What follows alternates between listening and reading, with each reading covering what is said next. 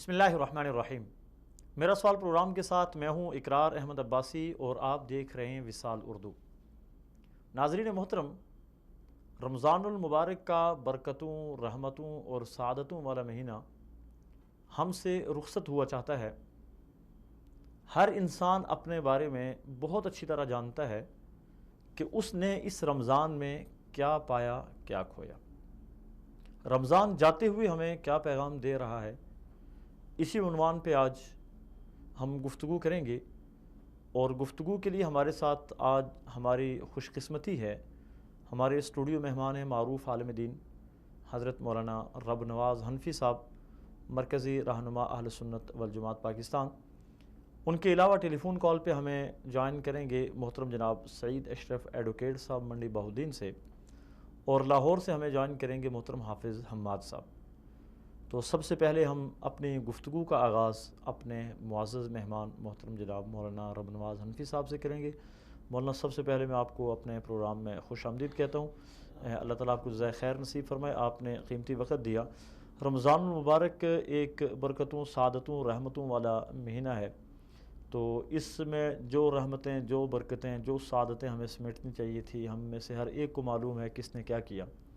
تو رمضان کا پیغام ہمارے نام کیا ہے؟ بسم اللہ الرحمن الرحیم۔ قرآن کریم کی ایک آیت رمضان المبارک کے عنوان سے اکثر پیش کی جاتی ہے۔ جی۔ یا ایھا الذین آمنوا کتب علیکم الصیام کما کتب علی الذین من قبلکم لعلکم تتقون۔ جی۔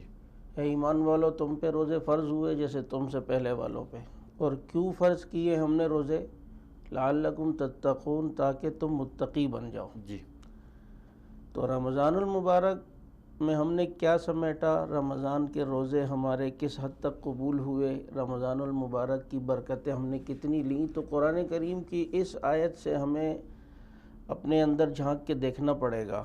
عربی کا ایک مقولہ ہے، صاحب البیت ادری بما فی، گھر والا زیادہ جانتا ہے گھر کے اندر کیا ہے۔ تو اللہ نے یہاں رمضان کا فلسفہ بیان کیا، لعلکم تتقون، تاکہ تم متقی بنو۔ جی۔ اب ہم نے دیکھنا ہے کہ رمضان کے اینڈ پر ہماری رمضان سے پہلے والی زندگی میں تبدیلی آئی ہے یا نہیں۔ جی۔ اگر رمضان کے بعد ہماری زندگی میں تبدیلی آ گئی، تقویٰ آ گیا، پرہیزگاری آ گئی، ہم گناہوں سے نفرت کرنے والے بن گئے، عبادت میں ہمیں مزہ آنے لگ گیا، جی، تو سمجھ لیں کہ رمضان المبارک کی قبولیت کا اعلیٰ معیار ہمیں ملا ہے۔ بلکہ ایک بزرگ فرمایا کرتے تھے، کسی نے ان سے پوچھا کہ ہمارے رمضان کے روزے تراویح عبادت قبول ہوئی ہے یا نہیں، کیسے پتہ چلے گا؟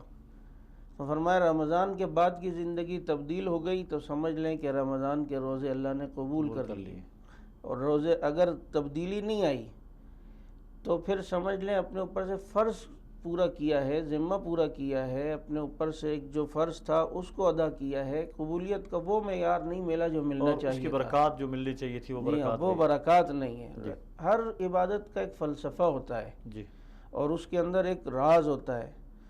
رمضان المبارک کی عبادت کا فلسفہ لعلکم تتقون ہے، کہ تاکہ تم متقی بن جاؤ۔ دیکھیں، جب ایک آدمی، اب ہم نے یہ دیکھنا ہے کہ بہت جگہوں پر ہم دیکھتے ہیں کہ رمضان گزر جاتا ہے، لوگ متقی نہیں بنتے۔ جی۔ اللہ پاک نے ایک بیماری کی دوائی تجویز کی، اور وہ دوائی بالکل تیر و ہدف نہ ہو، یہ ہو نہیں سکتا۔ جی۔ میں مثال دیا کرتا ہوں کہ کوئی مریض کسی ڈاکٹر کے پاس جاتا ہے تو ڈاکٹر اس مریض کی تشخیص کے بعد، مرض کی تشخیص کے بعد اسے ایک دوائی دیتا ہے، اور کہتا ہے میری دوائی ہے، 1 مہینے کا کورس ہے، آپ نے کرنا ہے۔ کئی لوگوں کو میں نے یہ دوائی دی اور سب ٹھیک ہوئے، یہ بالکل جو ہے وہ بہترین دوائی اور نسخہ میرا بہترین مجرب ہے۔ لیکن دوائی دیتے ہوئے ڈاکٹر ساتھ میں یہ بھی کہتا ہے کہ یہ 1 مہینے کی دوائی آپ نے استعمال تو کرنی ہے، میرا کورس 1 مہینے کا کرنا ہے، لیکن اس کے دوران آپ نے کچھ پرہیز کرنے ہیں، کھٹی چیزیں نہیں کھانی، ٹھنڈی چیزوں سے پرہیز کرنا ہے، بادی چیزوں سے پرہیز کرنا ہے۔ اور ڈاکٹر واضح طور پہ کہتا ہے کہ دیکھیں، اگر میری اس دوائی کے دوران آپ نے پرہیز نہ کیا تو میری دوائی کی گارنٹی نہیں ہے۔ تو اللہ تعالیٰ نے بھی ہمیں گناہوں کے مرض میں دیکھا تو ہمیں روزے کی دوائی دی، اور فرمایا کہ روزے کی دوائی استعمال کرو تمہیں تقوی کی صحت ملے گی، بے شک، لیکن شرط یہ ہے کہ اس 1 مہینے کے رمضان کی دوائی کے کورس کے دوران تم نے آنکھوں کی حفاظت کا پرہیز کرنا ہے، کانوں کی حفاظت کا پرہیز کرنا ہے، گناہوں کا پرہیز کرنا ہے۔ تو جب آپ اس طرح رمضان کے روزے گزاریں گے، یہ ہو نہیں سکتا کہ رمضان کی دوائی جو رب نے تجویز کی ہو ہم لیں اور بعد میں ہماری زندگی میں تبدیلی نہ میرے خیال میں آئے۔ اس پرہیز کو سمجھنے کے لیے وہ حدیث بڑی معاون ثابت ہوگی، من لم یدع قول الزور والعمل به، والی حدیث۔ بالکل جی، اسی طریقے سے آپ صلی اللہ علیہ وسلم نے جو سارے اعمال کے خاتمے کا بتایا کہ انما الاعمال بالخواتیم، کہ اعمال کا دار و مدار خاتمے پر ہے، تو ہم نے اس خاتمے کے بعد، رمضان کے خاتمے کے بعد اپنے اعمال کا جائزہ لینا ہے کہ ہمارے اندر تبدیلی آئی یا نہیں۔ اور دیکھیں ابھی بھی رمضان المبارک کی کچھ گھڑیاں باقی ہیں، پاکستان میں 1.5 دن باقی ہے، یہاں بھی کچھ ٹائم باقی ہے۔ اللہ پاک کی ذات بہت کریم اور بڑی رحیم ذات ہے، اگر اب بھی کوئی اللہ پاک کے سامنے گڑ گڑا کر اپنے ان غفلتوں سے معافی مانگ لے تو اس تھوڑے سے لمحے میں بھی اللہ پاک جو ہے وہ اپنا کرم کر سکتے ہیں، اور ہم پر اللہ پاک کا کرم ہوا تو سارے معاملات خود بخود جو ہیں وہ صحیح ہو جائیں گے۔ وہ کہا جاتا ہے کہ صبح کا بھولا شام کو گھر آئے، اسے بھولا نہیں کہتے، تو ہم بھی جو ہیں وہ صبح کے بھولے ہیں، اگر شام کو گھر آ جائیں تو انشاءاللہ وہاں دروازہ بند نہیں ملتا بلکہ دروازہ کھلا رہتا ہے۔ بہت اچھا مولانا، عمومی طور پہ ایک دیکھا گیا ہے کہ رمضان المبارک کو بہت سارے لوگ بوجھ سمجھتے ہیں، یقیناً روزہ رکھنا ایک مشکل عبادت ہے، بوجھ سمجھتے ہیں، اور وہ اپنا زیادہ وقت رمضان کا سو کر گزارتے ہیں کہ چلو روزہ گزر جائے گا، تو روزے کو سو کر گزارنا کیا؟ دیکھیں جی، بات تو یہ ہے جیسے حضرت تھانوی رحمۃ اللہ علیہ نے لکھا ہے کہ رمضان المبارک میں جو انسان کی روٹین چینج ہو جاتی ہے، یہی سب سے بڑا مجاہدہ ہے۔ ایک آدمی عام دنوں میں کون ہے کہ جو صبح 4 بجے اٹھ کے کھانا کھانا شروع کر دے؟ یہ ایک بہت مشکل کام ہے۔ یہ صبح اٹھ رہا ہے، اپنی ساری اس کی روٹین چینج ہوئی ہے، تو یہ بھی ایک مجاہدہ ہے، اس پر بھی اجر ہے۔ باقی جہاں تک بات سونے کی ہے تو واقعی رمضان المبارک عبادت کا مہینہ ہے، خاص کر رمضان المبارک تو قرآن کا مہینہ کہلاتا ہے، اس میں تو ہمارے بزرگان دین باقی اپنے اعمال چھوڑ کے قرآن کی تلاوت کا معمول بنایا کرتے تھے اور زیادہ زیادہ قرآن کریم کی تلاوت کیا کرتے تھے۔ تو باقی رمضان المبارک کو اگر سو کر غفلتوں کے ساتھ گزار رہا ہے تو یہ چیز مناسب نہیں ہے۔ ہاں، اگر اس میں اتنی علماء کرام نے اجازت دی ہے کہ اگر کوئی شخص اپنے فرائض کی پابندی کا خیال کرتا ہے اور اسی طریقے سے اپنی عبادات کا خیال رکھتا ہے تو سونے میں کوئی اتنا حرج نہیں، لیکن اس طرح کا سونا کہ جس میں ہم نے دیکھا کہ بعض لوگ فجر میں سوتے ہیں اور عصر میں اٹھتے ہیں، تو وہ تو پھر رمضان نہ ہوا، یہ تو صرف جو ہے وہ ایک بوجھ سمجھ رہے ہیں۔ جی ہاں، اصل تو یہ ہے کہ اس میں پیاس لگے، بھوک لگے، تب اس کا اجر جو ہے وہ ملے گا۔ لیکن بہرحال جتنا زمانہ نبوت سے دور ہوتا جا رہا ہے، اللہ تعالیٰ کی طرف سے یہ انعام ہے کہ اللہ تعالیٰ نے اپنی محبت اور قرب کی جو قیمت ہے وہ بھی کم رکھ دی ہے۔ پہلے زمانے کے لوگ زمانے نبوت کے قریب سے ان سے ڈیمانڈ بھی زیادہ تھی، نہیں یہ بھی کرنا ہے، یہ بھی کرنا ہے۔ اور میرے خیال میں اگر دوسرا دیکھا جائے تو اس وقت کوئی ایسا انتظام بھی نہیں تھا گرمی سے بچنے کا، اور اس طرح یعنی شدید ترین گرمی میں لوگ روزہ رکھتے تھے، بعض لوگوں کو گھر کی چھاؤں نصیب ہوتی تھی، بعض کو گھر کی چھاؤں بھی نصیب نہیں ہوتی تھی۔ ایسے حالات پہلے تو آپ دیکھیں نا، روزہ سخت کتنا ہوتا تھا، گفتگو کرنا پہلے منع ہوتی تھی، یہ تو بتدریجاً آہستہ آہستہ اتنی آسانیاں آئی ہیں۔ لیکن اس میں یہ ہے کہ میں کہا زمانہ نبوت کے جتنے جو لوگ قریب تھے ان سے مجاہدہ اتنا کرایا۔ ہم اس دور میں آ چکے ہیں کہ اب اللہ نے اپنی محبت اور قرب کی قیمت جو رکھی ہے وہ صرف اتنی رکھی ہے کہ گناہ نہ کرو، بس گناہ نہ کرو، حرام سے بچ جاؤ، فرائض کی پابندی کرو، بس اتنا بھی کر لو تو تم جو ہے وہ پہنچے ہوئے ہو۔ لیکن اس میں یہ ہے کہ اب ہم سے اتنا بھی نہیں ہو، اگر ہو تو یہ پھر ہمارے ایمان کی کمزوری کی علامت اور نشانی ہے، اس پر انسان کو سوچنا چاہیے۔ مولانا ہم دیکھتے ہیں اگر ہم قرون اولیٰ کے ساتھ کمپیئر کریں آج کے زمانے کو تو بہت نظر آتا ہے ہر چیز میں۔ اس وقت تو لوگ تلواریں اٹھا کے پورا پورا دن روزے کی حالت میں، جس طرح غزوہ بدر ہے اور کچھ غزوات ہیں، پورا پورا دن روزے کی حالت میں لڑتے تھے اور پورا پورا دن ان کا گزر جاتا تھا اس کے، اور شدید گرمی کے موسم میں. اور آج اگر ہم دیکھیں تو ہمیں سب سے زیادہ شکوہ یہ ہوتا ہے کہ فلاں گھنٹہ جو ہے وہ بجلی چلی گئی تھی، اس لیے روزہ بڑا مشکل ہو گیا، بڑی مشقت ہوگی. تو یہ ایمان کی کمزوری کی علامت تو نہیں ہے؟ دیکھیں جی، آپ صلی اللہ علیہ وسلم نے تو رمضان کے آنے سے پہلے ہی جو خطبہ ارشاد فرمایا تھا اس میں پہلے ہی واضح کر دیا کہ تم پر ایک ایسا مہینہ آنے والا ہے جو مشقت والا مہینہ ہے. جی. تو یہ پتہ چلا کہ رمضان جس دور میں آئے گا اور جتنی فیسلٹیز بھی جس زمانے میں ہوں گی، لیکن اس کے باوجود بھی رمضان ہوگا مشقت والا. جی. یعنی طبیعتوں کے لحاظ سے ہر ایک پر رمضان، اگر آج اے سی کا ماحول ہے اور پنکھوں کا ماحول ہے، ٹھنڈے کمرے ہیں، لیکن پھر بھی جو روزہ اس دور میں رکھ رہا ہے اسے کچھ نہ کچھ مشقت ضرور ہے. بالکل محسوس ہوتی ہے. اب اس میں ہم نے یہ دیکھنا ہے، ایک فطری چیز ہے کہ انسان کی روٹین اگر چینج ہوتی ہے تو اسے جو تکلیف ہوتی ہے یا وہ طبعاً اس کو جو ایک بڑا بوجھ لگ رہا ہوتا ہے، اس کی پکڑ قیامت کے دن نہیں ہے. جی. اس کا اظہار نہ ہو زبان سے، جیسے بعض لوگ اظہار کر لیتے ہیں یار یہ کیا رمضان پتہ نہیں کب ختم ہوگا یا کب جو ہے وہ چاند، اس طرح کے الفاظ اس طرح کے الفاظ نہ ہو. باقی ایک انسان روزے میں ہے، طبعاً اسے پیاس لگ رہی ہے، اس کی جو ہے وہ چاہت پانی کی طرف ہو رہی ہے اور وہ چاہ رہا ہے کہ جلدی سے روزہ کھل جائے. تو جو چیز انسان کے اختیار میں نہیں ہے اس چیز کا اللہ پاک نے پوچھنا بھی نہیں ہے. لا یکلف اللہ نفسا الا وسعہا، لیکن اس کا اظہار کرنا یہ چیز مناسب نہیں ہے. جیسے کہ حضرات صحابہ کرام رضوان اللہ علیہم اجمعین نے عرض جو کیا اللہ کے نبی، بعض دفعہ ہمارے ذہن میں ایسی بات خیال آتا ہے کہ ہم اپنی زبان پہ لانے سے بہتر سمجھتے ہیں کہ ہماری زبانوں پہ انگارے رکھ دیے جائیں، تو اس کی بھی پوچھ ہوگی. تو فرمایا اس کی بھی پوچھ ہوگی. تو صحابہ اتنے پریشان ہو گئے کہ یہ کیا، یہ تمہارے اختیار میں نہیں ہے. لیکن ان حضرات کی ان سوچ کی برکات تھی کہ اللہ نے صحابہ کرام کے ذریعے امت پر آسانی کر کے اگلا حکم بھیجا، لا یکلف اللہ نفسا الا وسعہا. جو تمہارے وسعت میں نہیں، تمہارے بس میں نہیں، اللہ پاک اس کے قیامت کے دن سوال بھی نہیں کریں گے اور پوچھیں گے بھی نہیں. تو طبعاً ایک انسان کے اوپر مشقت ہوتی ہے، ایک انسان کو روزہ سخت لگتا ہے، اس کا اظہار نہ ہو جیسے بعض لوگ اس کا اظہار کر دیتے ہیں. تو اس طرح نہ ہو. باقی اگر اس کے دل پر، ذہن پر ایک بوجھ آتا ہے فطری طور پر، تو اس کی قیامت کے دن پوچھ نہیں بلکہ اس پر اجر ہے. یہ تکلیف ہے. روزے کے اثرات انسان کی روحانی زندگی پہ بھی پڑتے ہیں اور جسمانی زندگی پہ بھی پڑتے ہیں. آپ کیا سمجھتے ہیں کہ انسان کی روحانی اور جسمانی زندگی کے اوپر کون سے وہ اثرات پڑتے ہیں جو ہر بندہ روزہ رکھنے والا محسوس کرتا ہے؟ دیکھیں جی، سب سے پہلے تو انسان کے اوپر اثرات کیا پڑتے ہیں وہ تو ہم رمضان میں خود ہی دیکھ لیتے ہیں کہ گناہ کا ریشو وہ کم ہو جاتا ہے. بالکل بہت کم ہو جاتا ہے. جی.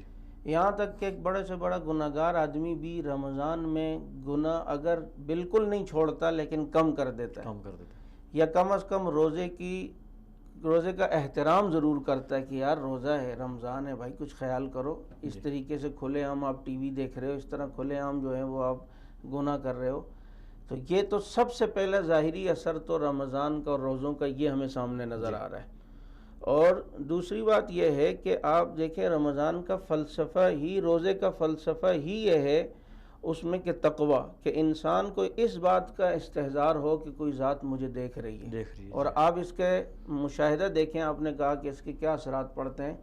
انسان وہ جو حدیث میں ہے نا کہ آپ صلی اللہ علیہ وسلم سے حضرت جبریل نے پوچھا کہ احسان کیا ہے؟ فرمایا ان تعبد اللہ کانک تراہ، اللہ کی عبادت ایسے کرو جیسے تم دیکھ رہے ہو، اگر تم نہیں تو اللہ تو تمہیں دیکھ رہا ہے.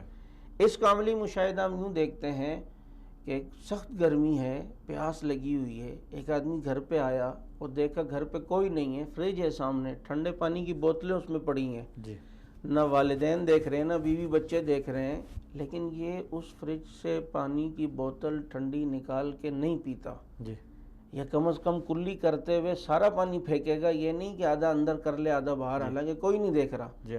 یہ روزے کے اثرات اس کی زندگی پر واضح طور پر سامنے نظر آئے. یہ مرتبہ احسان کی کچھ جھلکیاں اس کو جو ہے وہ نظر آنے لگی ہیں. تو اس کے ظاہری اثرات تو بالکل ہر آدمی پر، چاہے جتنا بھی بڑا گناہ گار ہو. ہمارے ساتھ ایک کالر ہیں، اس کی بات سن لیتے ہیں، پھر یہیں اسی طرف آتے ہیں واپس. محترم حافظ حماد صاحب لاہور سے ہمارے ساتھ موجود ہیں. السلام علیکم ورحمۃ اللہ وبرکاتہ. اللہ کا کرم ہے حافظ صاحب.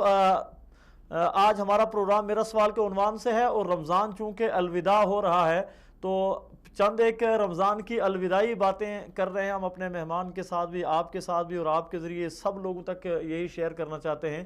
تو رمضان المبارک جاتے جاتے ہمارے نام کیا پیغام چھوڑ کے جا رہا ہے؟ سب سے پہلے میں یہ عرض کرتا ہوں کہ آج رمضان کی آخری رات ہے جی. تو نبی صلی اللہ علیہ وسلم کی حدیث ہے کہ ہر رمضان کی ہر رات کو لوگوں کو جہنم سے آزاد کیا جاتا ہے. جی. تو آج اس آخری کو بھی ہمارے پاس ابھی موقع ہے کہ ہم زور لگا لیں، کیونکہ اس آخری رات محنت کر لیں، اللہ سے معافی طلب کر لیں کہ رمضان میں جو آج اس رات میں ہم جہنم سے آزادی کا ٹکٹ آج کی رات میں خرید سکتے ہیں. جی. یہ ہمارے پاس موقع موجود ہے، معافی کے ساتھ، توبہ کے ساتھ، اللہ کے سامنے گر گڑا کے. بے شک بے شک. دوسری گزارش یہ ہے کہ ہم نے رمضان میں 28 دن ہوگئے اور کل 29واں ہوگا، بھوک پیاس برداشت کی ہے اور بڑے 16-17 گھنٹے کا روزہ ہم نے گزارا ہے.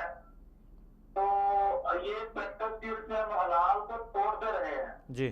تو آج ہمیں یہ سوچنا ہے کہ جس طرح ہم نے یہ مہینہ حلال چیزیں چھوڑ کے گزارا ہے، جی. اس طرح ہم نے اگلے مہینوں میں انشاءاللہ حرام کو بھی بالکل اسی طرح چھوڑ دینا ہے. بے شک. اس طرح ہم حلال کو حلال ہونے کے باوجود رمضان میں چھوڑ کے بیٹھے رہے. جی ہاں بے شک. یہ نہیں ہونا چاہیے کہ شیطان کھل گیا تو ہم بھی اس کے ساتھ ہی کھل جائیں، ایسا نہیں ہونا چاہیے. جی. حافظ صاحب یہ بتائیے گا کہ بہت معذرت یہ بتائیے گا کہ بہت سارے لوگ ہیں ان کی رمضان کی زندگی میں تو ایک انقلاب برپا ہو جاتا ہے، رمضان میں وہ عبادات کی طرف بھی راغب ہو جاتے ہیں، قرآن کی تلاوت کرتے ہیں، لیکن جیسے ہی رمضان ختم ہوتا ہے وہ دوبارہ اپنی دنیا کی زندگی میں مشغول ہو کے دین سے بہت زیادہ دور ہو جاتے ہیں. اس کی کیا وجہ ہو سکتی ہے اور اس کا تدارک کیا ہے؟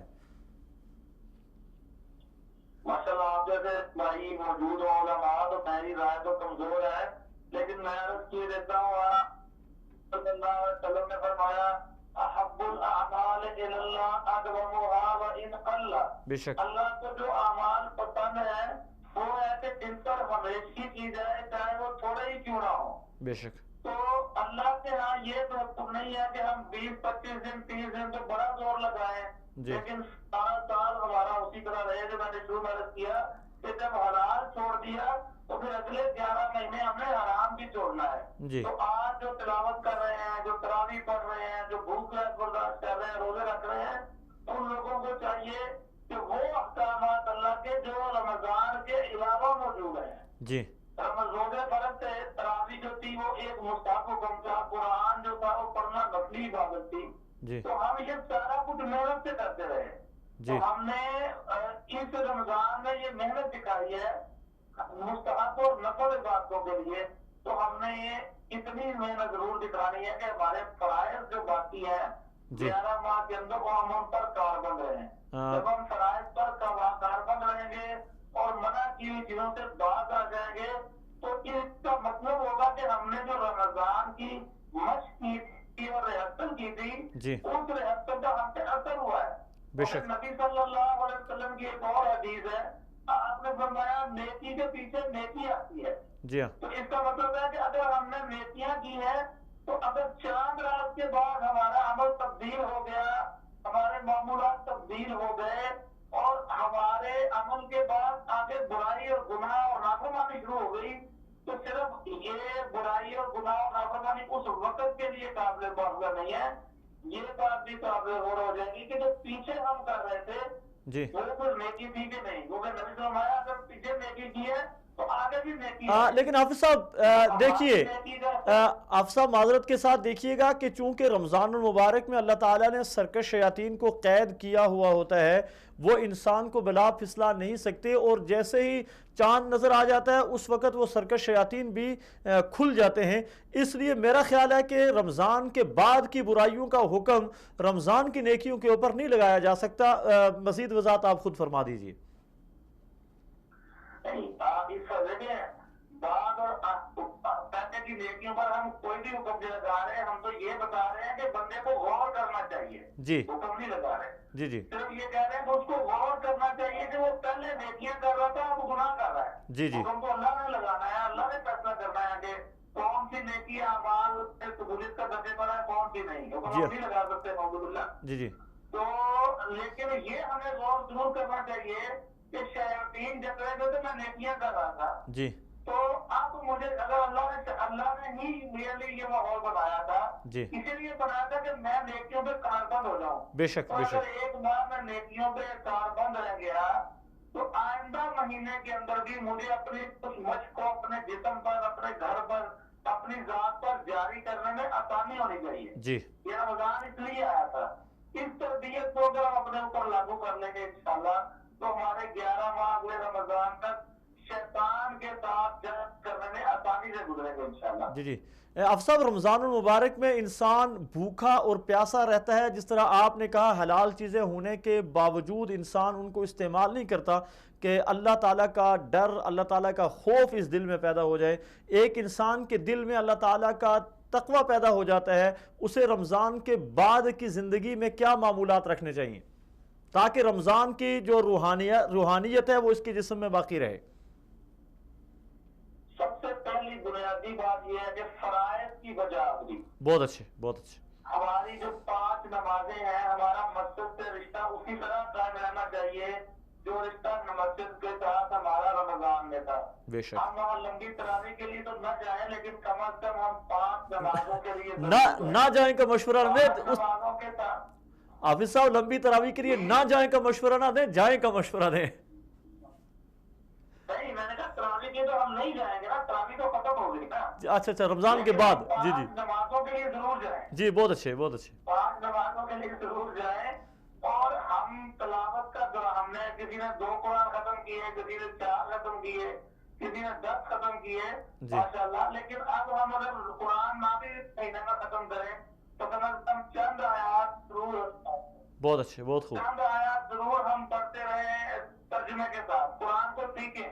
جی جب ہم قرآن کو سیکھیں گے تو پھر بھی ہمارے اوپر وہ کیفیت طاری ہوگی، اور ہمیں یہ محسوس ہوگا کہ یہ قرآن ہمیں کیا حکم دیتا ہے اور ہم سے کیا تقاضا کرتا ہے اور ہم سے کیا مانگتا ہے۔ بے شک بے شک تو یہ چیز بھی ہماری تربیت کو بڑھائے گی بے شک۔ اور ہمارا فرائض کو بجا لانا۔ اور تیسری بات کہ جن چیزوں سے اللہ نے روکا ہے ان چیزوں سے رک جائیں، جی اور وہ رکیں گے ہم تبھی جب قرآن ہماری رہنمائی کر رہا ہوگا اور ہم اس کو سیکھ رہے ہوں گے، اس کو پڑھ رہے ہوں گے۔ جی بہت شکریہ حافظ صاحب، اللہ تعالیٰ آپ کو جزائے خیر نصیب فرمائے، آپ نے بڑی قیمتی گفتگو کی ہے۔ ہم آتے ہیں اپنی بات کی طرف۔ یہ حافظ حماد صاحب ہیں، ان کی گفتگو کو بھی تھوڑا سا موضوع بحث بنائیں گے، لیکن پہلے جو آپ بات کر رہے تھے اسی کو اب کنٹینیو رکھیں گے۔ میں یہ کہہ رہا تھا کہ روزے کے ظاہری اثرات ہر ایک پہ پڑتے ہیں، اس کی میں نے مثال دی کہ ہر ایک انسان کے دل میں اس بات کا استحضار آتا ہے کہ اللہ کی ذات مجھے دیکھ رہی ہے، بے شک۔ اسی لیے وہ ٹھنڈا پانی نہیں پیتا، اسی لیے وہ کلی کرتے ہوئے تھوڑا سا پانی حلق میں نہیں لے کے جاتا، بلکہ کلی کرنے کے بعد کئی بار تھوکتا رہتا ہے کہ پانی کے اثرات میرے منہ میں نہ جائیں۔ تو یہ روزے کے روحانی اثرات ہیں۔ باقی جسمانی اثرات وہ تو ڈاکٹر حضرات جو بتاتے ہیں کہ روزے کے جو جسمانی اثرات ہیں اس سے تو غیر مسلم بھی انکاری نہیں ہے، وہ بھی اس چیز کو ایکسیپٹ کرتا ہے۔ لیکن میرے خیال میں مولانا ہم خیر روحانی اثرات پہ ہی ہمیں نظر رکھنی چاہیے، جسمانی نہیں۔ لیکن اگر جسمانی طور پہ بھی ہم اس سے مکمل فائدہ اٹھانا چاہیں تو میرے خیال میں جو سحریاں اور جو افطاریاں ہمارے ہاں ہوتی ہیں اس سے ہاتھ کھینچ کے ہی اٹھایا جا سکتا ہے۔ یہ ہے کہ آج تو وہ جیسے کہ بعض لوگوں نے لکھا ہے کہ ہم رمضان میں اتنا سحری اور افطاری میں ٹھونس لیتے ہیں کہ پھر وہ رمضان کے علاوہ بھی شاید ہم اتنا نہیں کھاتے، یقیناً نہیں کھاتے۔ اور میرے خیال میں اگر اس چیز کا خیال رکھا جائے کہ سحری کے وقت بھی ایک مناسب غذا ہو، افطاری کے وقت بھی ایک معتدل انداز میں کھایا پیا جائے تو اس کے بہتر اثرات اچھا مولانا ہم نے حافظ عماد صاحب کے ساتھ بھی اور آپ کے ساتھ بھی اس سے پہلے تو جتنی بھی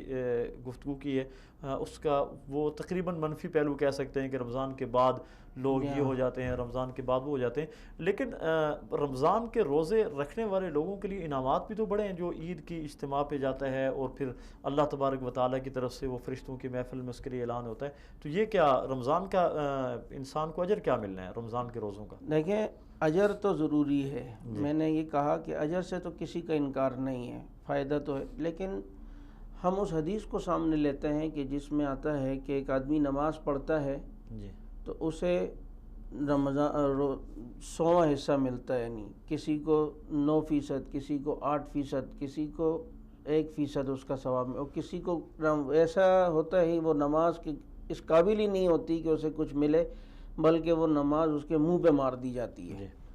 تو یہ تو ہم میں سے ہر ایک نے دیکھنا ہے کہ اب یہ چیز تو دیکھیں، ایک ماحول، ایک وقت، ایک جگہ ایسی ہے کہ جہاں پر نیکی کرنے کے نیکی بھی زیادہ اور گناہ کرنے کا گناہ بھی زیادہ ہے۔ اب حرم ہے، وہاں کوئی گناہ کرتا ہے تو یہ گناہ بہت زیادہ ہے، کسی اور جگہ کرتا ہے تو یہ بھی گناہ ہے لیکن اتنا نہیں ہے، لیکن حرم کی بنسبت بات کر رہا ہوں۔ تو اب یہ رمضان کا ایک ماحول، ایک زمانہ، ایک وقت، اور یہ اتنا نورانی وقت ہے کہ کوئی اور وقت، کوئی اور گھڑیاں قرآن جیسی روحانیت کو برداشت نہیں کر سکتی تھیں، تو اللہ نے نورانی چیز کو اس نورانی وقت کے اندر نازل کیا، شہر رمضان الذی انزل فیہ القرآن، یعنی کوئی اور مہینہ اس کی نورانیت کو برداشت کر ہی نہیں سکتا تھا۔ جس طریقے سے کوئی ایک گلاس ہو، اس میں کوئی ہیوی قسم کا کیمیکل ڈالا جائے تو وہ برداشت نہیں کرے گا، اس کے لیے اس طرح کا ظرف کے لیے مظروف بھی ایسا ہی چاہیے۔ تو اب یہ اتنے نورانی ماحول میں، اتنے نورانی اوقات میں اگر کوئی گناہ کرتا ہے تو اس کے اثرات بھی بہت برے ہوتے ہیں، اللہ کی ناراضگی کا ڈر زیادہ ہوتا ہے۔ باقی اجر و ثواب سے کسی کا انکار نہیں ہے، اللہ پاک کی ذات ہے، اللہ پاک کسی کو معمولی سی نیکی پر کچھ عطا کرنا چاہیں تو وہ تو اس کو کوئی نہیں پوچھ سکتا، لا یسأل عما یفعل وہم یسألون، اللہ تعالیٰ سے کوئی پوچھنے والا نہیں۔ لیکن اس میں نے ابھی جو کہا کہ بعض جگہ، بعض اوقات، بعض گھڑیاں ایسی ہوتی ہیں جہاں کی تھوڑی سی غلطی بھی بہت بڑی تصور ہوتی ہے، اللہ کی نظروں سے کہیں خدا نہ خواستہ گر نہ جائیں، اور یہ تو خود اللہ کے نبی نے فرما دیا ہے، جیسے جبریل علیہ السلام نے بد دعا دی ہے، آپ صلی اللہ علیہ وسلم نے اس پر آمین فرمائی ہے، اس میں یہ بھی تھا ممبر پہ چڑھتے آپ نے فرمایا، جبریل آئے تو فرمایا رمضان کے روزے چلے جائیں، رمضان کا مہینہ چلا جائے اور اس کی بخشش نہ ہو، ایسا شخص ہلاک ہو جائے۔ تو اس لیے جو جگہیں اونچے درجے کی ہوتی ہیں وہاں پر قدم بھی سنبھال کے رکھنا پڑتا ہے۔ باقی اجر و ثواب ہے، اللہ پاک کو کیا پتہ، اس نے کسی کو افطاری کرا دی، وہ ادا اچھی لگ گئی، اس کے روزے کی تکلیف اچھی لگ گئی، تو اس کے اثرات یہ ہوئے کہ بعد کی اس کی زندگی اللہ پاک نے تبدیل کر دی۔ یہ بھی ضروری نہیں ہے کہ جنہوں نے رمضان کے روزے پوری عبادت کے ساتھ رکھے اور اپنے کو صوفی سمجھتے ہوئے تو جی وہ بھی اپنے آپ کو یہ سمجھے کہ اللہ کے یہاں قبول ہو گیا ہوں۔ میں نے شروع میں کہا تھا کہ حدیث ہے کہ انما الاعمال بالخواتیم، کہ اعمال کا دار و مدار خاتمے پر ہے، ہم نے یہ دیکھنا ہے اللہ پاک ہمارا خاتمہ ایمان پہ فرمائے۔ تو رمضان المبارک کے بعد کے اثرات، یہ اصل میں جو یہ کہا جاتا ہے نا کہ رمضان کے بعد کی زندگی دیکھیں گے کہ پہلے والی زندگی تبدیل ہوئی ہے نہیں، تاکہ روزے کی ہم نے دیکھنا ہے کہ اثرات اس پر آیا نہیں ہے۔ مثال یوں ہے کہ ایک فریج ہے، اس کے اندر آپ برف جمانے کے لیے پانی رکھتے ہیں اور آپ دوسرے دن جو ہے اس کو کھول کے دیکھتے ہیں وہ پانی ہے، تو پتہ چلا کہ اس کا اندر جو کمپریسر ہے وہ خراب تھا، جس نے اتنی دیر ایک ماحول میں رہنے کے بعد بھی ذرا سی تبدیلی نہیں لائی۔ تو ہم رمضان کے پورے ایک نورانی ماحول میں رہ کر بھی چاند رات کوئی گناہ کرنے لگ جاتے ہیں، پتہ چلتا ہے ہمارے ایمان کے اندر جو روحانی کمپریسر تھا وہ خراب تھا۔ مطلب کچھ ہمارے جیسے کمزور بھی ہیں جو برف تو نہیں بناتے لیکن کچھ ٹھنڈا کر دیتے ہیں، نہیں وہ کچھ جو ٹھنڈا کرتے ہیں، فرق مراتب کی طور پہ میں بات کر رہا ہوں، کچھ جگہوں ایسے ہیں کہ کچی برف بن جاتی ہے، کہیں پہ کچھ ٹھنڈا ہو جاتا ہے، تو وہ جتنا اپنی قسمت کا جو سمیٹنا چاہتا ہے وہ لیتا ہے۔ لیکن یہ بات بھی ایک بری ہے کہ پورے رمضان تو ہم احتیاط کریں اور چاند رات کو ہم گناہوں میں پڑ جائیں۔ ہم دیکھتے ہیں کہ چاند رات ہوتے ہی بہت سے لوگ چہرے پہ چاند بننا شروع کر دیتے ہیں. یعنی نائیوں کے پاس سب سے زیادہ رش پورے سال میں چاند رات کو. اور اس میں بہت افسوس کی بات یہ ہوتی ہے کہ ہمارے بہت سارے مسلمان بھائی اس میں وہ ہوتے، بلکہ میں اکثریت کو شاید بے جانا ہو، جو اعتکاف میں 10 دن تک وہ شیو نہیں کر سکتے اور پھر وہ جا کے نائیوں کے پاس بیٹھ کے شیو کرواتے ہیں. دیکھیں یہ بھی ایک اللہ پاک ہماری حفاظت فرمائے کلچر بن گیا ہے. جیسے پرانے زمانے میں جب دلہن کی شادی ہونے والی ہوتی تھی تو اسے کچھ عرصے میلہ ویلا رکھا جاتا تھا، پھر شادی کے قریب اسے اپٹن لگا کر پھر سنوارا جاتا تھا، تاکہ پہلے اس کو جو کچھ دنوں پہلے کسی نے دیکھا ہو تو کچھ دنوں بعد اس میں تبدیلی نظر آئے. تو ہمارے ہاں بھی ایک فیشن بن گیا ہے کہ رمضان میں ہم داڑھی فیشن کے طور پہ بڑھا دیتے ہیں، اور جی وہ ایک تھوڑی تھوڑی شیپ بڑھ گئی. لیکن چاند رات کو جا کر ہم یہ دکھانا چاہتے ہیں کہ ہم ایک نئے روپ کے ساتھ آئے ہیں. یہ عام فیشن بن چکا ہے. تو حالانکہ چاند رات یہ انعام کی رات ہے. حدیث میں اسے لیلۃ الجائزہ کہا گیا ہے کہ پورا دن ایک آدمی مزدوری کرے اور شام کو مزدوری لینے کا وقت آئے اور یہ مزدوری لیے بغیر گھر چلا جائے، نکل جائے تو ہر ایک کہے گا بیوقوف ہے کہ بھائی پورے دن مزدوری کیے، جس کام کے لیے وہ مزدوری تو لے کے جاؤ. پورے رمضان ہم نے اللہ کی عبادت کی، ہم نے جنت کے لیے مزدوری کی. اب لیلۃ الجائزہ جس کو اللہ کے نبی فرما رہے ہو انعام کی رات، اس میں ہم لائن سے خدا نہ خواستہ نکل کے کسی اور طرف شاپنگوں کی طرف میں آیا. اللہ تعالیٰ فرشتوں کی محفل میں کہتے ہیں وہ اسی رات کے بارے میں کہ ما جزاء اجیر وفا عمل. جی یہ تو اصل میں یہ جو روایت ہے یہ اصل میں ہے عید کی نماز کے لیے. جی کہ عید کی نماز کے لیے جب لوگ آتے ہیں اور عید کی نماز جب وہی رمضان کا پورا مہینہ وفا عمل ہو تو وہی ہوگا. وہ مقصد یہ اعلان اس ٹائم ہوتا ہے عید والے دن کہ جی کیا عمل ہے، کیا اس جزا ہے کہ جو انہوں نے عمل کیا ہے. تو فرماتے ہیں کہ اللہ اس کا عمل یہ اس کی پوری مزدوری دے دی جائے. تو اللہ پاک فرماتے ہیں عید والے دن جاؤ میں نے انہیں رمضان کے روزوں کی بدلے میں اپنی رضا دے دی. اللہ اکبر. اس سے بڑی اور کیا مزدوری ہوگی. تو دوستی کا ہاتھ تو اللہ پاک نے خود بڑھایا ہے عید والے دن. اب ہم نے دیکھنا ہے کہ وہ دوستی ہم کتنے دن نبھاتے ہیں، نبھا سکتے ہیں اور کتنے دن ہم اس دوستی کی وفا کرتے ہیں. تو میرے اس پروگرام کے توسط سے ساتھیوں سے، لوگوں سے، سننے والوں سے، سننے والیوں سے یہی گزارش ہے کہ رمضان کے بعد عید والے دن اللہ پاک کی طرف سے رضا کا اعلان ہو جاتا ہے. دیکھیں یہ ایک عام بھی ماحول ہے. عید والے دن ویسے بھی جو ناراض ہوتے ہیں وہ بھی مل جاتے ہیں آپس میں، چلو جی رسم دنیا بھی ہے، موقع بھی ہے، دستور بھی ہے. تو اللہ پاک بھی اس دن اعلان کرتے ہیں. تو اس میں ہم نے یہ دیکھنا ہے کہ اب ہمارا ایک ایک عمل قدم پھونک کے ہو. دیکھیں آج ہر ایک حج کیوں کرنا چاہتا ہے؟ کہتے ہیں کہ یار حج کر لیں تاکہ سابقہ گناہ معاف ہو جائیں. حدیث میں آتا ہے کہ جی ایسا بندہ ہو جاتا ہے جیسے آج پیدا ہوا ہے. بس آپ یہ سمجھ لیں کہ عید والے دن ہم ایسے ہو گئے جیسے کہ آج پیدا ہوئے ہیں. اور ہر ایک آدمی اپنی ماضی کی زندگی پر پریشان ہے. وہ چاہتا ہے یار شاید کاش مجھے عقل ہو اور مجھے دوبارہ نئے سرے سے بلوغت کے بعد کی زندگی ملے، میں اپنا ایک ایک قدم پھونک کے رکھوں گا. تو بس یہ سمجھ لیں عید کے بعد اللہ نے ایک ایک قدم پھونک کے رکھنے کا ہمیں موقع دے دیا ہے.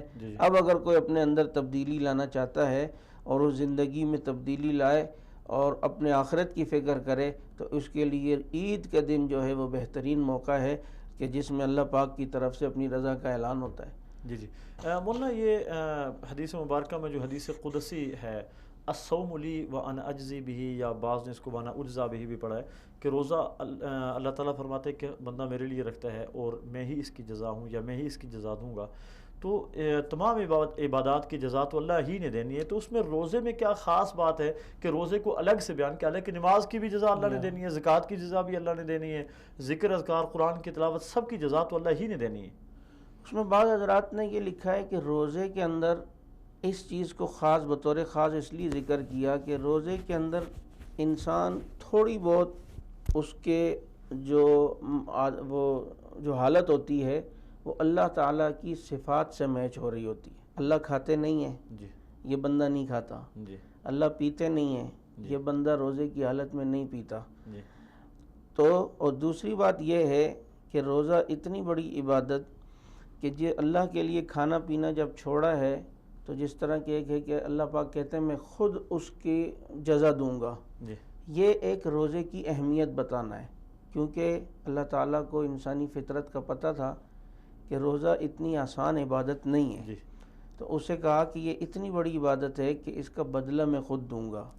جیسا کہ آپ دیکھیں کوئی چھوٹی موٹی اماؤنٹ ہوتی ہے، کسی گھر کا مالک ہوتا ہے اپنے نوکر سے کہتا ہے یار یہ ذرا 1000-2000 روپے ہیں، یہ فلاں کو دے کے آ جانا، یہ فلاں کو جو ہے 5000 دے کے آ جانا۔ لیکن اگر 5 کروڑ روپے ہوں تو وہ کبھی اپنے ملازم کو نہیں دے گا، وہ کہے گا میں خود جا کر اپنے ہاتھ سے دیتا ہوں کیونکہ اماؤنٹ بڑی ہے۔ تو باقی عبادات پر اللہ تعالیٰ نے ثواب فرشتوں کے ذریعے سے دلایا، روزے کی عبادت پہ ثواب کی اماؤنٹ اتنی بڑی تھی کہ اللہ پاک نے جو ہے وہ اپنے ہاتھ سے جو ہے وہ اس کا اجر و ثواب دیا ہے۔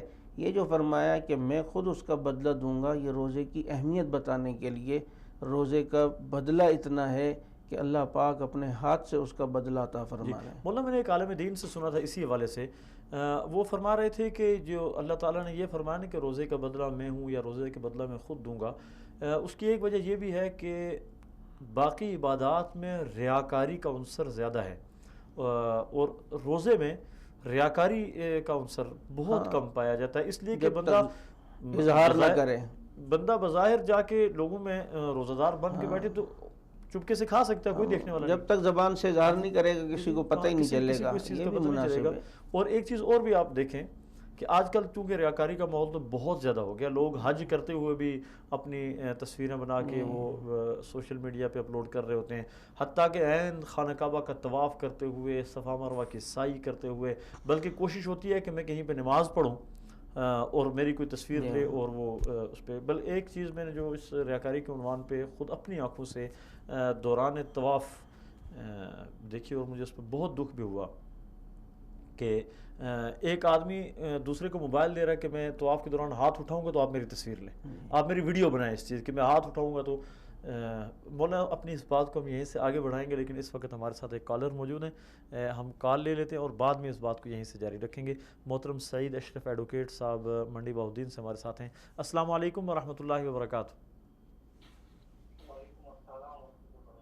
سعید اشرف ایڈوکیٹ صاحب، آپ کو خوش آمدید کہوں گا اپنے پروگرام میں۔ آج ہمارے پروگرام کا عنوان ہے الوداع رمضان۔ رمضان ہم سے جا رہا ہے، رمضان کا ہم سے کیا تقاضا تھا، ہم نے رمضان میں کیا کیا۔ ہر ایک انسان اپنے اعمال کے بارے میں خود جانتا ہے۔ آپ کیا سمجھتے ہیں رمضان ہمیں کیا پیغام دے کے جا رہا ہے؟ بسم اللہ الرحمن الرحیم۔ بہت شکریہ باسی صاحب۔ اس حوالے سے میں اپنی ابتدا مفکر اسلام مولانا ابو الحسن ندوی رحمۃ اللہ تعالیٰ علیہ کی چند الفاظ ان سے کروں گا کہ حضرت نے فرمایا تھا کہ رمضان کے دور کا جو ہے وہ خاتمہ نہیں ہے بلکہ ایک نئے دور کا آغاز ہے۔ بے شک رمضان جو ہے وہ امتحان نہیں بلکہ ابتدا ہے۔ بے شک یقیناً اس وقت جو آپ نے بات کی ہے کہ رمضان الوداع ہو رہا ہے، لیکن یہ ہم نے جو ہم سے یہ تقاضے کرنا تھا وہ تقاضے ان میں یہی تھے کہ ہم نے جو ایک یہ عمل ایک مہینہ گزرا ہے جس میں ہم نے ٹریننگ کی ہے جی، مثال کے طور پر تزکیہ نفس کے لیے، حصول رحمت کے لیے، مغفرت کے لیے، نجات کے لیے، روحانیت کے لیے، جو ہم نے صبح سحری کے وقت ہم نے کھانا کھا کر روزے کی نیت کی ہے اور اس کا ہم نے جو مقصد کیا ہے اور ایک فار ایگزامپل جیسے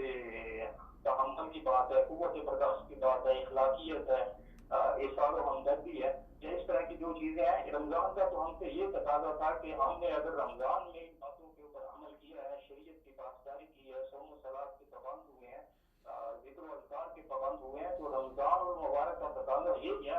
اور جو ہم رمضان سے پانا چاہتے ہیں وہ یہی ہے کہ رمضان المبارک کے بعد بھی ہم اس سلسلے کو اسٹل کنٹینیو رکھیں، اس کو جاری و ساری رکھیں جی۔ اگر رمضان المبارک کے بعد اگر یہ ہمارا سلسلہ کنٹینیو نہیں ہوتا ہے، جاری نہیں ہوتا ہے، تو میں سمجھتا ہوں کہ ہم نے رمضان کی جو برکات ہیں ان کو کافی حد تک ہم ان کو پانے میں ناکام رہے ہیں۔ جی بے شک۔ اچھا یہ بتائیے گا کہ رمضان المبارک میں دو طرح کے کردار ہمارے سامنے رہے ہیں. کچھ لوگ ہیں جو لوگوں کو ترغیب دلاتے رہے اور ان کو روزے کے فضائل وغیرہ بتاتے رہے میڈیا پہ, سوشل میڈیا پہ, الیکٹرانک میڈیا پہ, پرنٹ میڈیا پہ, اور کچھ لوگ ایسے بھی تھے جو رمضان کے نام پہ, اس بابرکت مہینے کے نام پہ لوگوں کو روزے سے دور کرتے رہے, روزے کے روحانی اثرات سے دور کرتے رہے. ان دونوں کو آپ کس نظر سے دیکھتے ہیں؟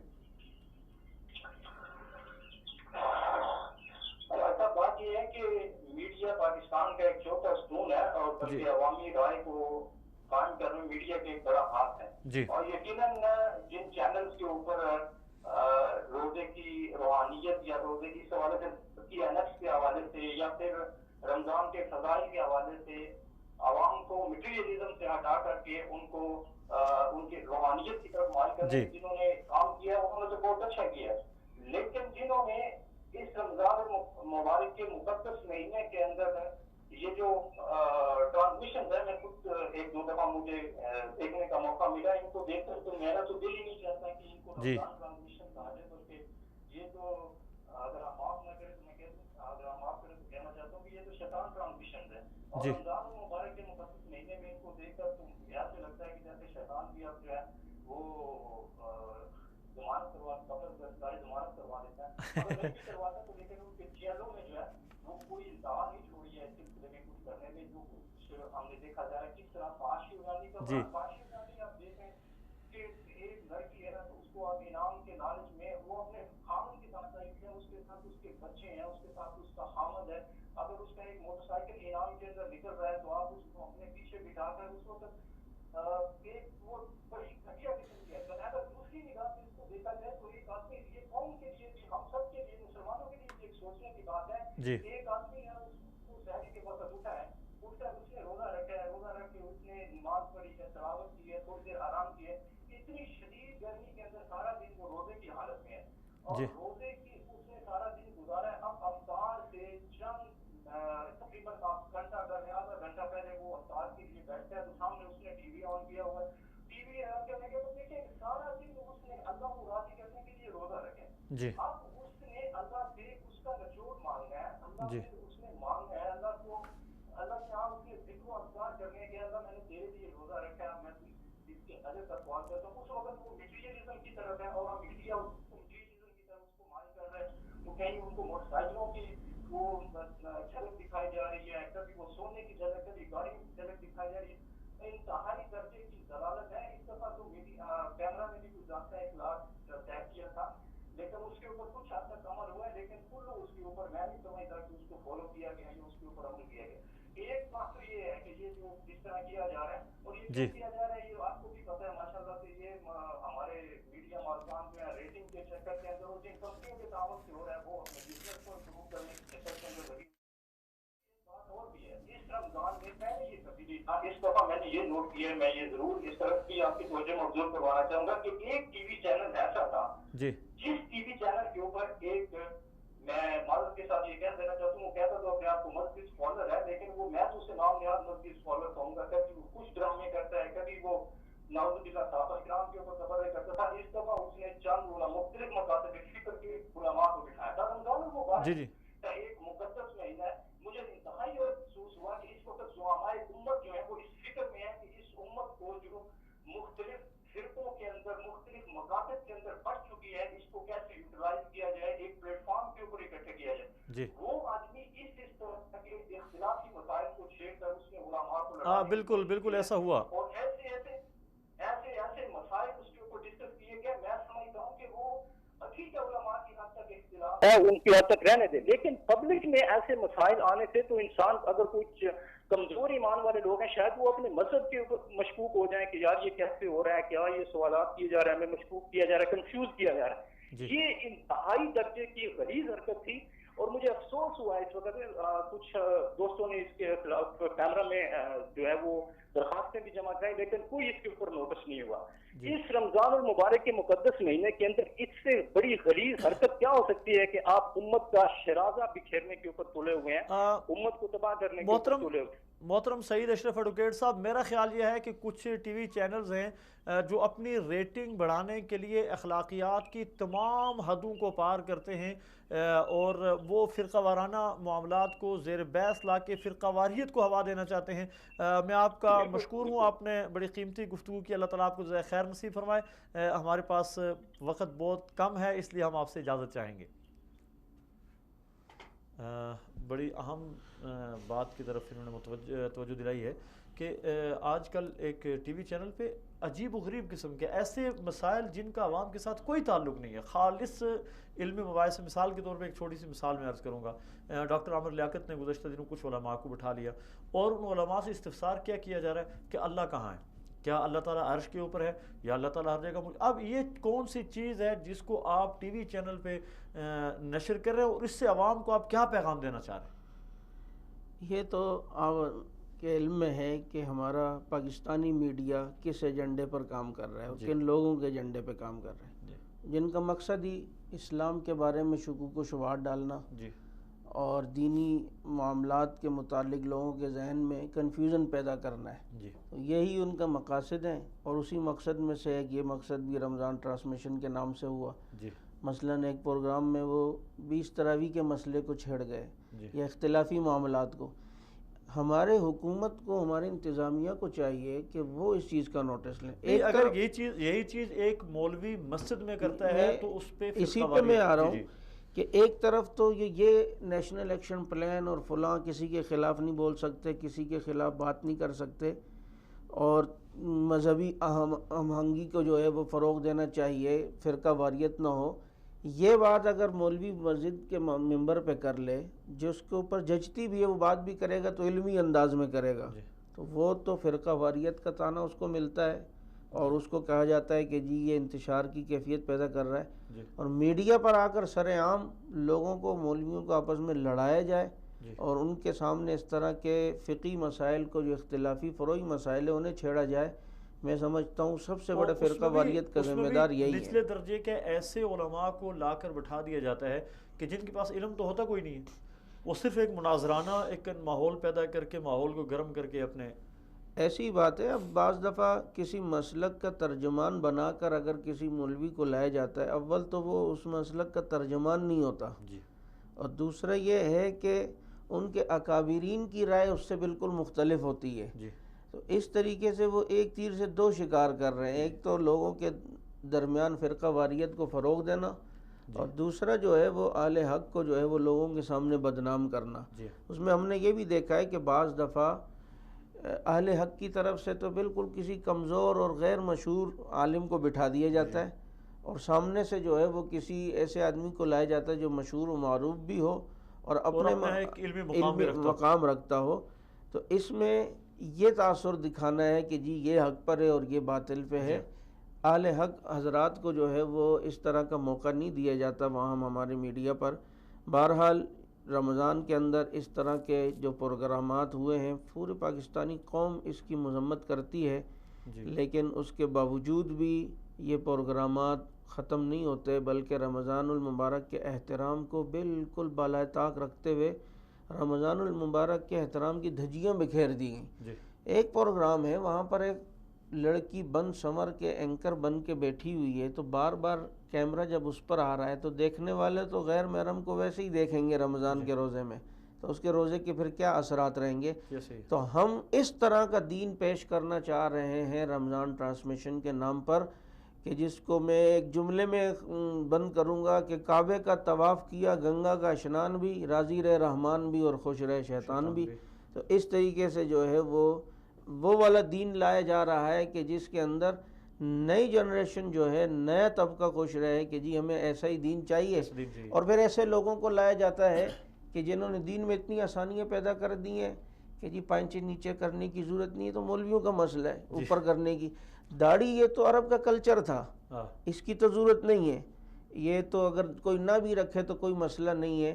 تراویح تو آپ صلی اللہ علیہ وسلم نے کبھی حکم ہی نہیں دیا، یعنی جتنی چیزیں جو دین میں پابند تھیں ان کو نکالا جا رہا ہے، پہچان تھی جو چیز، بلکہ وہ کسی جگہ بات تو کسی نے لطیفے کی لیکن بڑا اچھا تھا کہ کسی عورت کو گردے میں درد ہوا اور بڑی شدید تکلیف سے ڈاکٹر کے پاس آئی اور اتنا رو رہی تھی اور اتنی تکلیف پہ آہ کرا رہی تھی کہ ڈاکٹر نفسیاتی طور پہ سمجھ گیا کہ اگر اسے میں نے نفسیاتی طور پر ڈیل نہ کیا تو یہ کہیں مر نہ جائے۔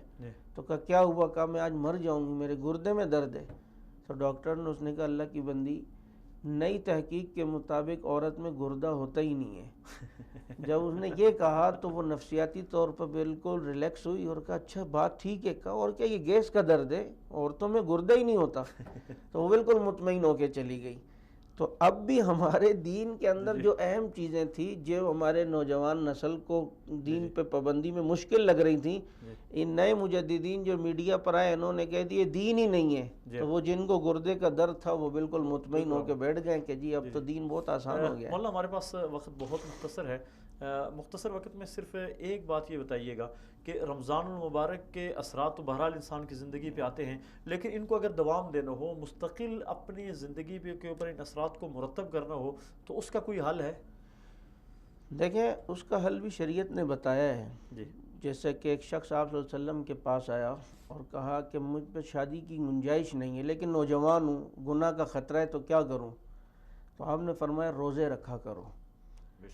پتہ چلا کہ سال کے درمیان بھی روزے رکھنا، روزے کے وہ اثرات ہوتے ہیں جو رمضان المبارک میں سے ملنے چاہیے، وہ اثرات بہرحال اللہ نے ہمیں اس امت پر رسول اللہ صلی اللہ علیہ وسلم کے فعل یہ آسانی کی ہے کہ وہ رمضان کی برکات ہمیں رمضان کے بعد بھی اس کے کچھ اثرات دی ہیں۔ اور اس میں آپ صلی اللہ علیہ وسلم نے مختلف اوقات کے روزے بتلائے، جیسے محرم آ جاتا ہے تو 9، 10 یا 10 محرم کا روزہ رکھ لو، یا یام 20 کے روزے ہیں 13، 14، 15 ہر اسلامی مہینے کی تاریخ کے، یا آپ صلی اللہ علیہ وسلم کا معمول تھا پیر اور جمعرات کو روزہ رکھنا۔ تو یہ وہ روٹین ہے کہ اگر سال میں اگر ہم اس پر عمل کرتے رہیں تو یہ روزے کے جو اثرات ہم نے لیے ہیں رمضان میں، تو اس کا ایک تسلسل اور دوام پورے سال رہ سکتا ہے۔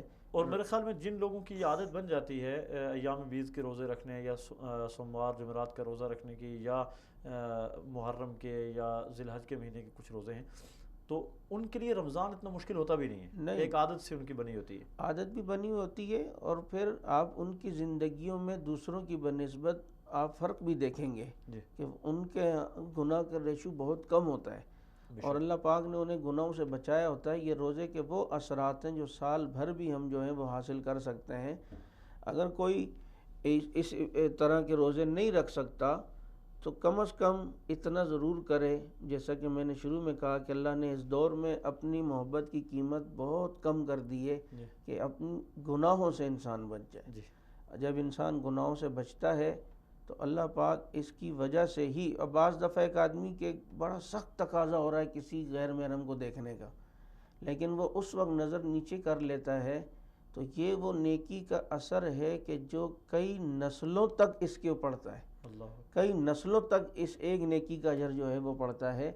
تو رمضان المبارک جو کہ ایک برکت و رحمتوں والا مہینہ اب اپنے بالکل اختتام پر ہے، اگر کوئی، جیسے میں نے ابھی کہا کہ اس کے اثرات پورے سال رکھنا چاہتا ہے تو وہ کوشش کرے ایام 20 کے روزے رکھنے کے، پیر اور جمعرات کا روزہ رکھے۔ ہر پیر جمعرات نہیں رکھ سکتا تو کسی مہینے کی کسی پیر جمعرات کو رکھ لے، یا ایام 20 کے روزے رکھ لے۔ آپ صلی اللہ علیہ وسلم کا یہ معمول ہوا کرتا تھا۔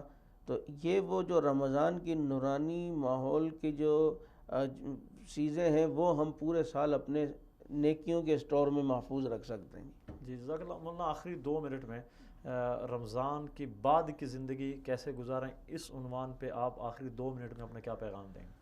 رمضان کے بعد کی زندگی ایسے جیسے رمضان میں انسان گناہوں سے بچنے کی کوشش کرتا ہے اور اس کو ذہن میں یہ استحضار ہوتا ہے کہ کوئی ذات ہے جو مجھے دیکھ رہی ہے۔ اصل میں رمضان میں پریکٹس کرائی گئی ہے پورے سال کی کہ اس کو یہ ذہن میں رہے کہ کوئی ذات مجھے دیکھ رہی ہے، کوئی ذات مجھے دیکھ رہی ہے، اسی لیے پانی نہیں پیتا۔ تو رمضان کے بعد بھی اس کی زندگی میں یہی جب استحضار رہے گا کہ کوئی ذات مجھے دیکھ رہی ہے، کوئی ذات، تو یہ گناہ نہیں کرے گا۔ تو رمضان ہو یا رمضان کے علاوہ، ہم نے جب لا الہ الا اللہ محمد رسول اللہ پڑھ لیا ہے تو ہم کچھ احکامات کے پابند ہو گئے. جب اس احکامات کے پابند ہیں تو اس میں رمضان غیر رمضان سب ایک ہے. ایسا نہیں ہے کہ رمضان میں گناہ نہیں کرو، رمضان کے بعد گناہ کی اجازت ہے، ایسی نہیں ہے. بلکہ رمضان کے بعد بھی، اب جیسا کہ وہ عمار صاحب کہہ رہے تھے کہ اگر ہم 10 پارے روز پڑھتے تھے یا 5، تو اب کم از کم 1 پاؤ تو روزانہ ضرور پڑھیں. رمضان میں اگر ہماری نوافل زیادہ تھی تو اگر پوری نہیں کر سکتے تو کم از کم جو سنتوں کی پابندی ہے، ظہر سے پہلے، فجر سے پہلے 2 سنت، ظہر سے پہلے 4 سنت، نمازوں سے پہلے آخر میں سنت، اس کی پابندی کم از کم رہے. تسبیحات ہیں، اس کی پابندی رہے، تلاوت کی پابندی رہے. اور رمضان المبارک کے علاوہ بھی کبھی کبھی جو ہے وہ جو جیسے میں نے ابھی بتائی یوم 20 کے اور پیر جمعرات کے روزے، اس طرح ہم روزے رکھ کے یوں سلسلہ چلتا رہے گا اور نیکی اس طرح ہم کرتے رہیں گے تو انشاءاللہ العزیز امید ہے کہ ہماری زندگی میں ایک نورانی اور روحانی انقلاب آئے گا.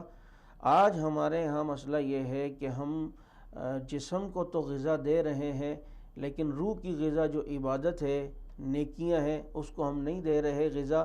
یہی وجہ ہے کہ جسمانی طور پر تو ایک لفٹر جو ہے وہ بڑا وزن اٹھا لیتا ہے، لیکن اپنا وزن جو ہے وہ پوری تراویح میں یہ نہیں اٹھا سکتا، کیونکہ روحانی غذا اس نے اپنے آپ کو نہیں دی، جسمانی غذا تو اس نے اپنے آپ کو دی ہے.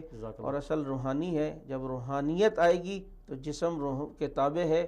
صحابہ کرام جسم کی غذا ان کی کم تھی، روح کی غذا زیادہ تھی، اس لیے دشمن سے بھی مقابلہ ہوا اور اللہ نے انہیں ہر میدان میں فتح نصیب فرمائی. جزاک اللہ، بہت شکریہ مولانا. ناظرین محترم، یہاں ہمارے پروگرام کا وقت ختم ہوا چاہتا ہے. رمضان المبارک ہم سے جا رہا ہے. ہمارا آئندہ پروگرام رمضان کے بعد ہی ہوگا. اللہ تعالیٰ سے دعا ہے اللہ کرے ہم ان لوگوں میں شامل ہو جائیں جن کو عید کے دن ان کے عمل کی مزدوری ملنی ہے، اور اللہ تبارک و تعالیٰ ہمارے سابقہ گناہوں کو ہمارے رمضان کی وجہ سے معاف کر دے، اور آئندہ اللہ تبارک و تعالیٰ رمضان کے ان اثرات کو ہماری زندگی کے اوپر باقی رکھے. اللہ کرے کہ جس طرح رمضان میں اس بات کا استحضار تھا کہ اللہ دیکھ رہا ہے، رمضان کے بعد بھی استحضار باقی رہے، اللہ دیکھ رہا ہے. السلام علیکم ورحمۃ اللہ وبرکاتہ.